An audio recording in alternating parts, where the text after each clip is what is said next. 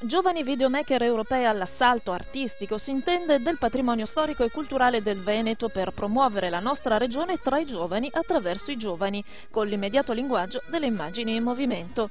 E questa è la filosofia della Veneto Movie School, iniziativa pilota promossa dalla regione e dal patrimonio beni culturali che più che una vera e propria scuola ha tutte le caratteristiche della residenza d'artista. Ospitati in un contesto da sogno che è Villa Contarini a Piazzola sul Brenta, per un mese intero 10 giovanissimi cineasti provenienti dalle scuole di cinema di tutta Europa hanno catturato scorci, situazioni e dettagli da Venezia a Verona, da Chioggia a Treviso, per raccontare ai loro coetanei il Veneto attraverso una telecamera in 10 brevi cortometraggi. C'è chi ha fatto un montaggio con varie impressioni e suggestioni di luoghi diversi. Abbiamo per esempio un ragazzo che invece è rimasto folgorato sulla via di Chioggia e sta facendo un documentario sulla gente di Chioggia. Abbiamo chi ha fatto le ville del Palladio, hanno visitato i luoghi della Grande Guerra. Il Veneto offre 1000 storie, noi siamo qui a raccontarne 10.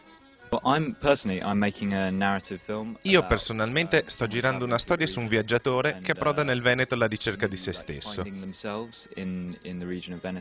Ma altri stanno facendo documentari, dei clip artistici, insomma, c'è tanta varietà.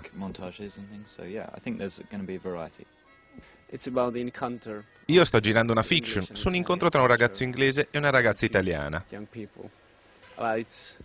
Questa è un'esperienza incredibile, una grande opportunità ed è molto emozionante, tanto che sono spaventato di ritornare a Londra. Tra qualche giorno il lavoro della Veneto Movie School entrerà nel vivo, trasferendosi a Venezia, dove i 10 corti d'autore saranno valutati da una giuria nell'ambito del Festival del Cinema, che accoglie in via del tutto sperimentale questo progetto di promozione cinematografica del territorio. Spiace un po' che tra la rosa dei giovani, nonostante il bando sia veneto al 100%, non ci siano solo neanche un italiano, ma neppure un veneto. Per fortuna la creatività di questi cineasti europei sta largamente ricompensando la fiducia loro attribuita. Non hanno preconcetti, non hanno delle idee predefinite su cosa raccontare, quindi delle volte hanno stupito anche me, che sono comunque di questa regione. E secondo me la cosa bella che stanno portando è un pizzico di follia.